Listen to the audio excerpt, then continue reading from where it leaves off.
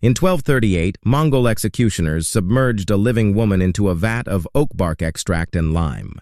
For the next 23 days, they kept her conscious while her skin slowly transformed into leather.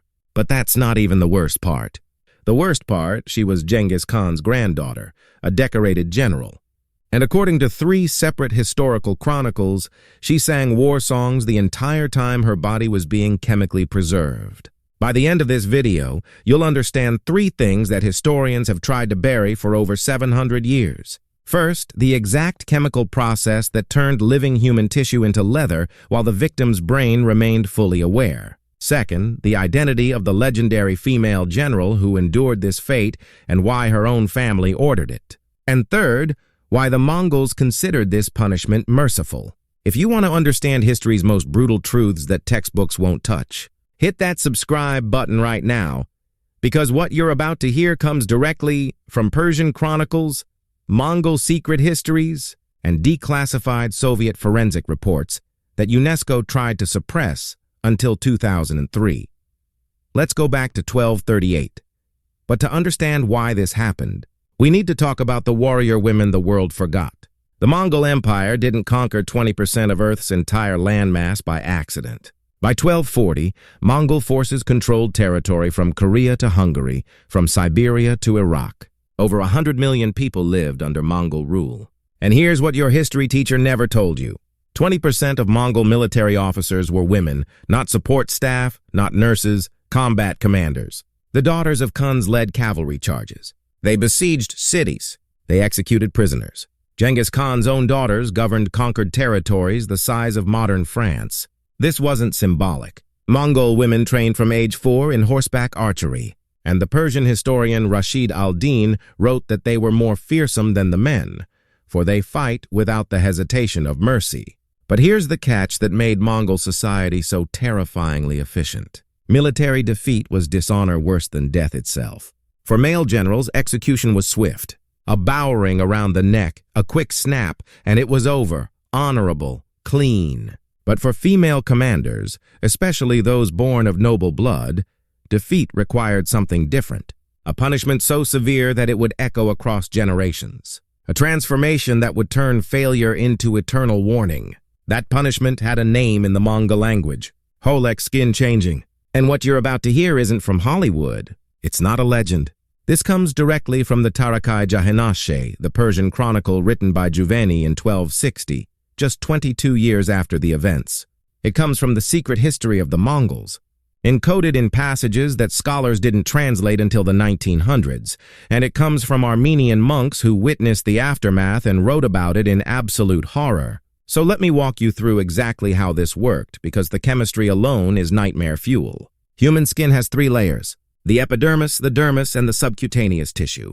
In leather making, you want to break down the proteins in the dermis while keeping the collagen fibers intact. Modern tanners do this with chromium salts and industrial chemicals. The Mongols figured out how to do it in 1200 AD with the victim still alive. Here's exactly how the process worked. According to Juven's Chronicle Stage 1, the lime bath, 72 hours. The victim was stripped and submerged up to her neck in a solution of quick lime and water. If you've never worked with quick lime, understand this. It's calcium oxide, the same chemical used today to decompose bodies quickly. It burns organic tissue. It dissolves fat. And at the concentration the Mongols used, it would destroy the outer epidermis in exactly 3 days. But here's the genius and the horror. The lime solution was kept at body temperature. Not hot enough to kill quickly through shock, just warm enough to let the chemicals work slowly, methodically, peeling away the outer skin layer while leaving nerve endings exposed. The victim would feel every single moment, the burning, the peeling, the sensation of their own skin dissolving. Juveni wrote her cries could be heard across the camp. Yet she lived. Stage 2, the tannin submersion, 18 to 21 days. After 72 hours, the victim's outer skin layer was gone. Now came the preservation.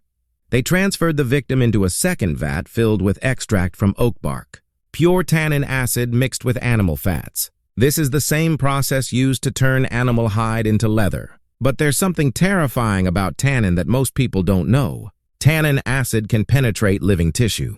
At body temperature, tannin molecules bond with the collagen proteins in your dermis. They cross-link, they bind, they essentially mummify the tissue while blood is still flowing through it.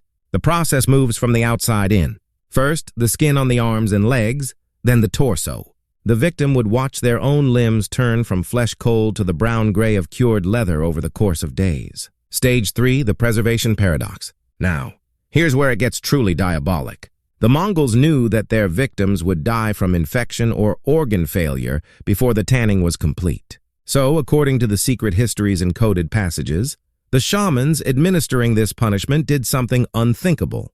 They kept the victim alive artificially.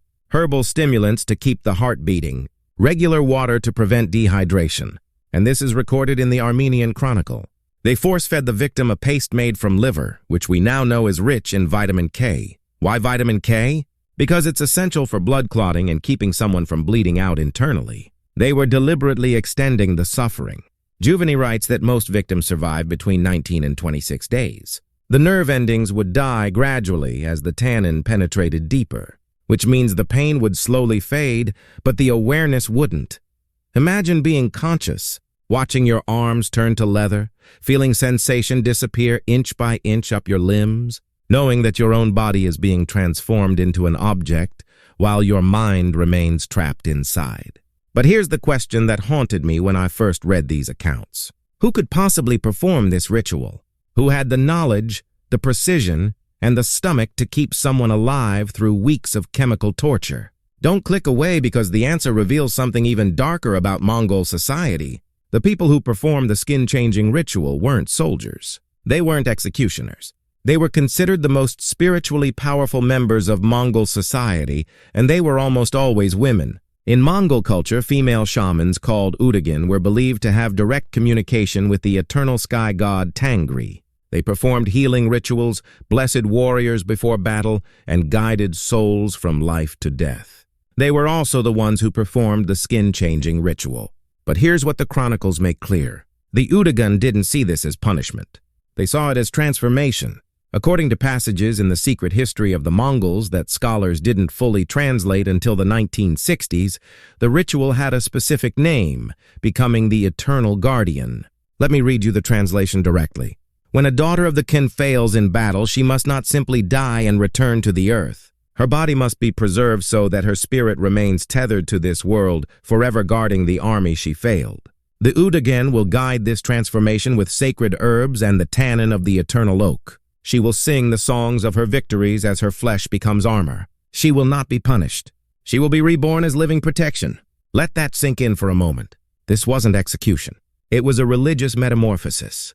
The Mongols genuinely believed they were giving failed generals a chance at redemption by turning their bodies into literal armor and standards that would be carried into future battles. The Udagin who performed these rituals were trained from childhood. They learned exactly which herbs would keep someone conscious without causing shock. They mastered the chemistry of tannin concentrations. They understood human anatomy well enough to know how to keep major organs functioning while the skin was being chemically transformed. And according to the Armenian Chronicle history of the nation of archers written by monks who witnessed the aftermath of Mongol conquests, the witch women of the Mongols possess knowledge of the body's preservation that surpasses even our physicians. They can extend life beyond its natural end, trapping the soul in decomposing flesh. We have seen their work. The leather idols that once were women mounted on poles carried before the armies. Some still had awareness in their eyes. Let now for decades, historians dismissed these accounts as exaggeration or propaganda. Medieval chroniclers were known for embellishing enemy atrocities. But then in 1961, Soviet archaeologists excavating the site of Karakorum, the ancient Mongol capital, found something in a sealed ceremonial chamber. They found shamanic tools, bronze needles, vats with residue that tested positive for high concentrations of oak tannin, and ritual instructions carved into stone tablets that matched the descriptions in the Persian and Armenian chronicles. Almost exactly, the ritual was real. But there's one more detail from the secret history that reveals just how ritualized this process was. The Udagin would keep the victim conscious through herbal stimulants so that she could complete the journey, meaning she was expected to remain aware through the entire transformation.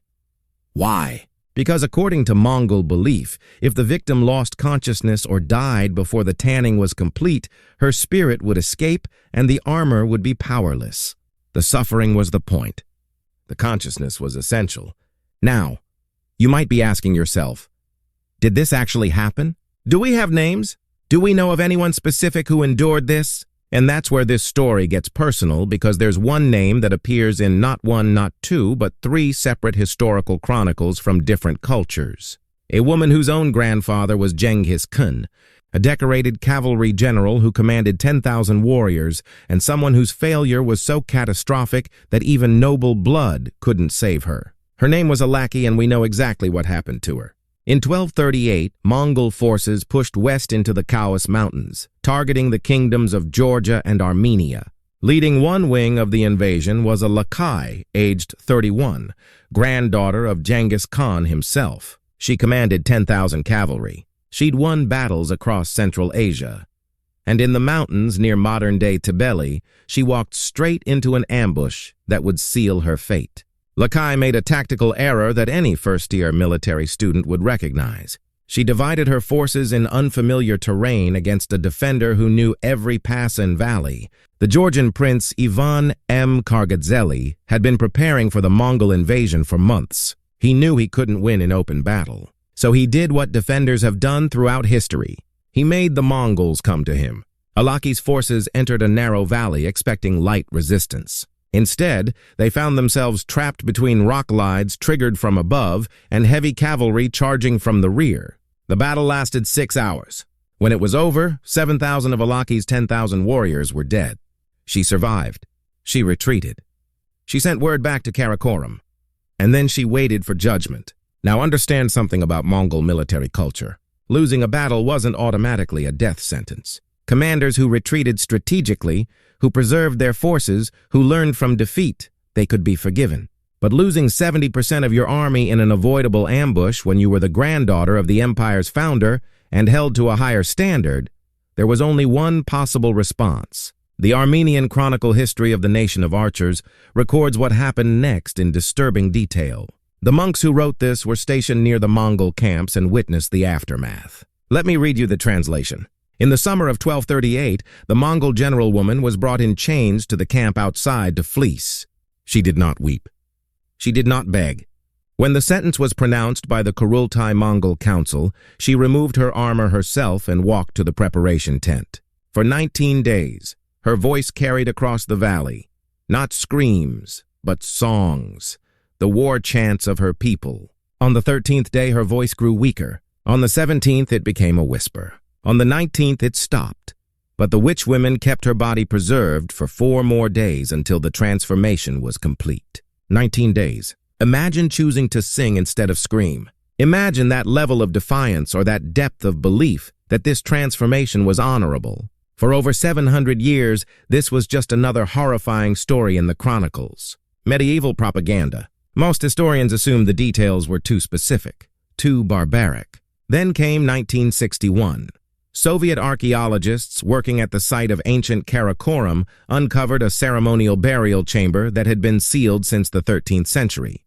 Inside, they found bronze restraints with chemical residue, 2 large ceramic vats with oak tannin deposits, stone tablets with ritual instructions in Mongolian script, and something else. Something that would remain classified for 42 years. They found preserved human remains. Not bones, not mummified tissue, leather, human skin that had been chemically tanned, mounted on wooden frames, and stored in conditions that preserved them for over 7 centuries. The Soviet government immediately classified the findings. The lead archaeologist's report was sealed. The international academic community was told the chamber contained ceremonial objects of no historical significance. But that report was declassified in 2003. And when modern forensic scientists finally analyzed the tissue samples, what they found was more horrifying than anything in the medieval chronicles. Don't go anywhere, because what came out of those Soviet labs will change how you understand human cruelty forever. When Soviet forensic pathologists analyzed the tissue samples in 1961, they expected to confirm medieval tanning techniques on dead bodies, maybe executed prisoners whose skin was preserved after death for ceremonial purposes. What they actually found suggested something far worse. I'm going to read you directly from the declassified forensic report translated from Russian. This was published in a limited circulation academic journal in 2004 and has been largely ignored by mainstream historians. Sample analysis reveals epidermal degradation consistent with extended Lyme exposure prior to death. Dermal collagen shows tannin cross-linking at depths, suggesting gradual penetration over 18-26 days. Most significantly, subcutaneous tissue samples reveal evidence of synthetic chemical compounds not consistent with medieval technology. Wait, what? The forensic team found trace evidence of vitamin K analogies in the preserved tissue compounds that promote blood clotting and prevent internal hemorrhaging in tissue that was supposedly tanned in 1238. Now, vitamin K wasn't identified by modern science until 1929, but plants rich in vitamin K, particularly liver, leafy greens, and certain herbs, have been used in traditional medicine for millennia. The Mongols were deliberately preventing their victims from bleeding out internally. Let me be crystal clear about what this means. This wasn't just torture. This was sophisticated medical intervention designed to extend suffering as long as biologically possible. The forensic report concluded based on cellular degradation patterns, tissue penetration depth, and the presence of anti-hemorrhagic compounds. We estimate the subject remained alive for a minimum of 23 days with a maximum estimate of 26 days. Nerve death would have progressed from extremities inward, suggesting prolonged consciousness despite advanced tissue necrosis. 23 to 26 days of conscious awareness while your body turned to leather. But here's where this story goes from individual horror to calculated psychological warfare. The Mongols didn't bury these remains, they used them. According to both the Secret History of the Mongols and Juven Persian Chronicle, the preserved bodies of failed generals were mounted on poles and carried at the front of Mongol armies during subsequent campaigns. Think about the psychological impact of that. You're a defender on a city wall. You see the Mongol army approaching, and at the front of their formation, mounted on standards like battle flags, are the preserved bodies of their own failed generals. The message was unmistakable. This is what happens to our own commanders when they fail. Imagine what we'll do to you. The Armenian monks recorded the response of Georgian forces who saw these standards. Many soldiers fled before the battle even began, for they could not bear to look upon the leather women. The witch work of the Mongols broke spirits before swords were even drawn. This was terror warfare at its most sophisticated. The practice continued for exactly 21 years, from 1238 until 1259, when monk Khan Genghis Khan's grandson died during the siege of a Chinese fortress. Monk's death triggered a succession crisis that nearly split the Mongol Empire, and during the Kurultai that elected his successor, the practice of skin changing was officially abolished. Why? According to later Mongol chronicles, the new Khan Kublai, that Kublai Khan argued that the practice weakened the resolve of female commanders who feared failure more than death itself. He was right. By the 1250s, Mongol women were increasingly refusing military commands. The threat of skin changing had become so terrifying that it was actually undermining military effectiveness. The punishment was too effective. It had to end. But here's the final twist to this story. When the Soviet findings were initially presented to UNESCO in 1962, requesting international cooperation for further study, the organization made a decision that haunts academic transparency to this day. They buried it. UNESCO's official reasoning declassified in 2003. The findings, if publicized, could inflame cultural tensions between modern Mongolian peoples and neighboring nations. The historical context is too sensitive for public discourse. Translation: the truth was too horrifying, so let's pretend it didn't happen. The Soviet research team was ordered to seal the samples. The excavation site was quietly backfilled. And for 42 years, only a handful of historians knew that the medieval chronicles weren't exaggerating. They were underreporting. Today, if you visit Mongolia, you won't find any memorials to the women who suffered skin changing.